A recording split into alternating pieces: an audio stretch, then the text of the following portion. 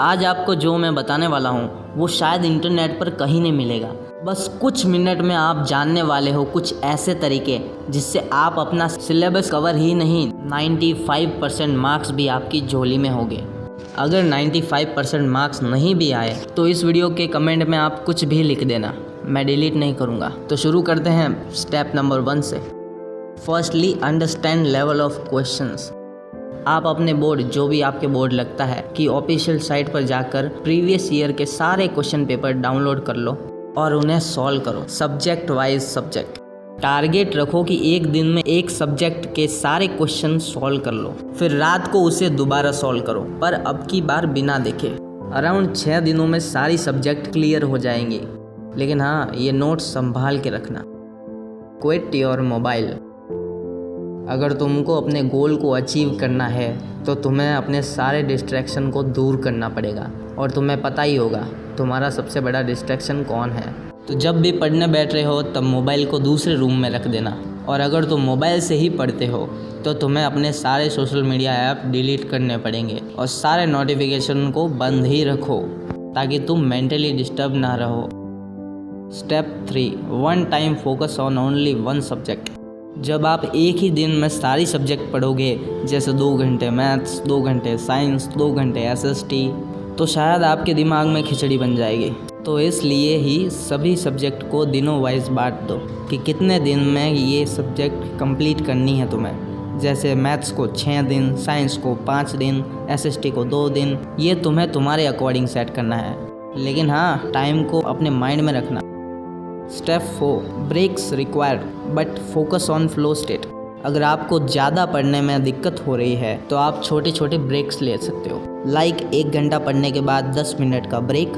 और हाँ, ब्रेक के टाइम में मोबाइल टीवी मत देखना, वरना फ्लो टूट जाएगा। ब्रेक के टाइम में आप पावर नैप ले सकते हो, किसी से बातें कर सकते हो, बातें सिर्फ मॉम डैड से। ओके, मुझे पता है तुम क्या सोच रहे हो। जैसे ही 10 मिनट पूरे हो तो वापस लग जाओ अपने काम में, क्योंकि इस फ्लो स्टेट को तोड़ना नहीं है तुम्हें। Step 5, subject wise give him time. तुम्हें कौन से सब्जेक्ट को कितना समय देना है ये पता होना चाहिए। एक टाइम टेबल बना लो कि इस महीने में कितने दिन एक सब्जेक्ट को देने हैं। जो जितना हार्ड और लेंदी है उसको 1-2 दिन एक्स्ट्रा दो, और लैंग्वेज वाली सब्जेक्ट को 1-2 दिन कम।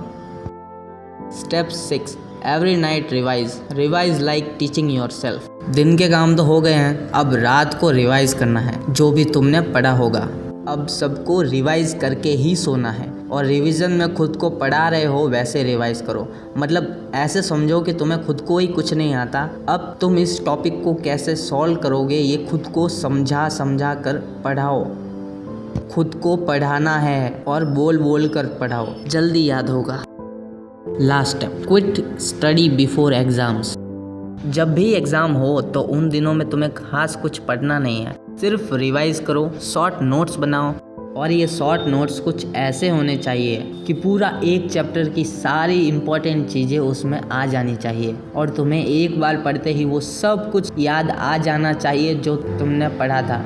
बस एग्ज़ाम के दिनों में ना ही ज़्यादा स्ट्रेस लेना है और ना ही तुम्हें पूरी किताब पढ़ने की ज़रूरत है। तुम्हें सिर्फ शॉर्ट नोट्स को पढ़ना है। बाकी चैन की नींद लो, लगभग 8-10 घंटे की नींद लो, ताकि एग्ज़ाम में फुल्ली फ्रेशिंग फील करो और एनर्जेटिक रहो। अगर तुमने इन सारे स्टेप को डिसिप्लिन के साथ फॉलो कर दिया तो तुम्हारी मार्कशीट में 95% मार्क्स पक्के। तो बस हम हमारे वीडियो के द्वारा आपकी ऐसे ही मदद करते रहेंगे। तब तक प्रयास हमारा, जीत आपकी।